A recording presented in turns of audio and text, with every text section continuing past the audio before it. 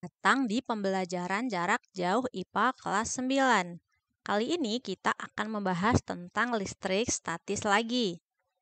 Listrik statis adalah listrik yang tidak bergerak, berbeda dengan instalasi listrik di rumah. Listrik di rumah adalah listrik dinamis. Pertama, kita akan membahas tentang atom dulu. Atom adalah partikel kecil yang tidak dapat dibagi-bagi lagi. Atom suatu unsur tidak dapat berubah menjadi atom unsur yang lain.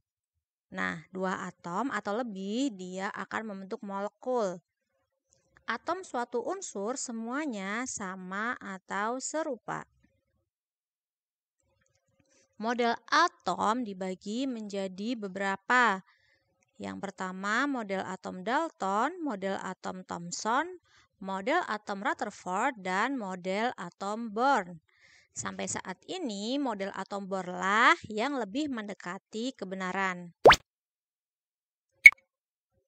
Bagian-bagian atom.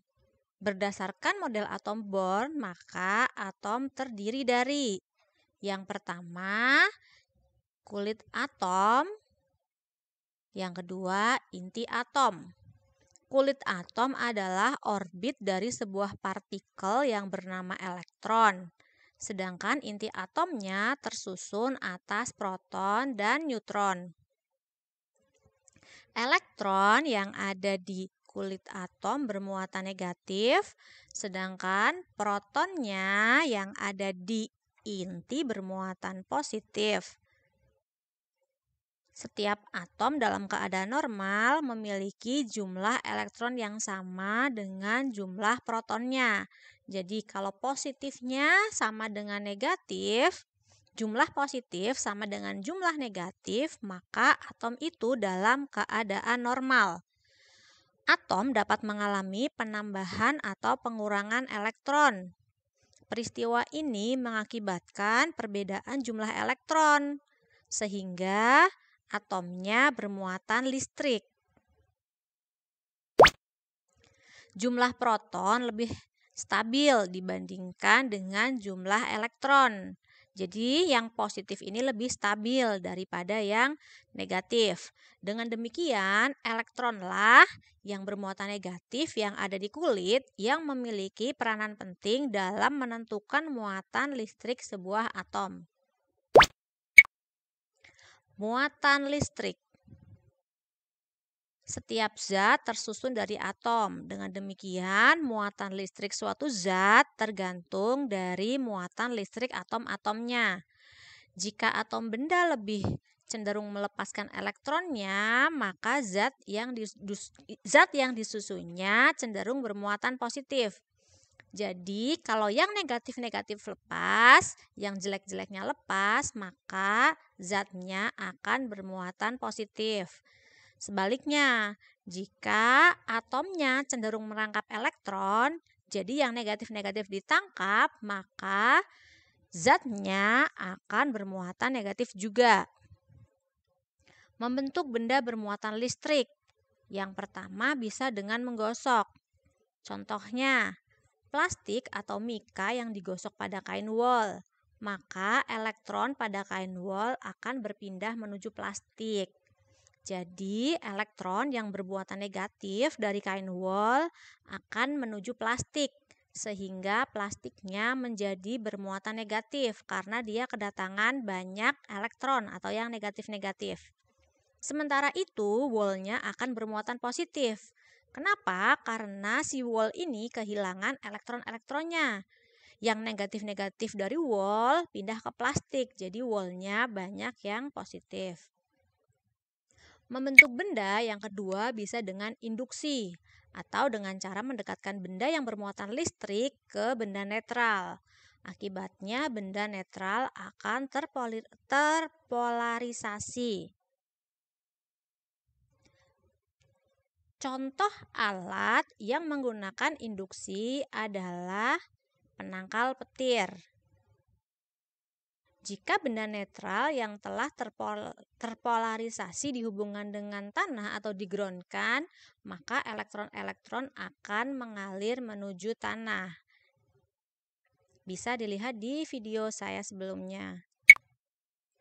Sifat-sifat muatan listrik. Sifat muatan listrik. Yang pertama, interaksi antara benda yang bermuatan listrik sejenis akan tolak-menolak. Ingat, kalau sejenis akan tolak-menolak. Sedangkan kalau tidak sejenis, dia akan tarik-menarik. Muatan listrik ini ada dua jenis, yaitu muatan positif dan muatan negatif.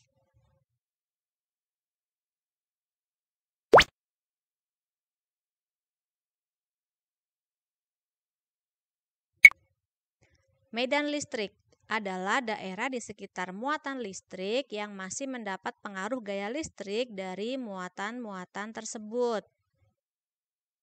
Interaksi dua muatan listrik, baik berupa gaya tolak atau gaya tarik, dapat digambarkan menggunakan garis-garis gaya listrik.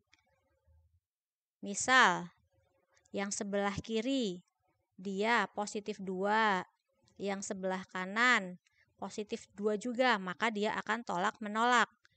Sebaliknya, kalau yang sebelah kanan muatannya berbeda, dia akan tarik-menarik. Yang kiri positif, yang kanan negatif akan tarik-menarik. Kalau sama-sama negatif 2, minus 2, dia juga sama-sama tolak-menolak. Ingat, kalau muatannya sama dia tolak-menolak, sama-sama negatif dia tolak-menolak, sama-sama positif juga dia tolak-menolak. Sedangkan kalau satunya positif, satunya negatif, dia akan tarik-menarik. Hukum Coulomb. Secara matematis, hukum Coulomb bisa dituliskan F sama dengan K kali Q1 kali Q2 per R kuadrat. Sudah saya bahas juga di video saya sebelumnya. Elektroskop. Untuk mengidentifikasi muatan listrik sebuah benda dapat digunakan elektroskop. Elektroskop terdiri dari sebuah bola konduktor yang dihubungkan dengan dua buah daun logam. Lalu dengan menggunakan bahan dari isolator sebagai penyekat, daun elektroskop dimasukkan ke dalam sebuah wadah yang terbuat dari dinding kaca. Prinsip kerja elektroskop adalah induksi listrik, di mana jika kepala elektroskop yang netral didekatkan dengan benda, maka daun elektroskop akan mengembang jika benda tersebut bermuatan listrik. Tetapi dia tidak akan mengembang jika benda tidak bermuatan.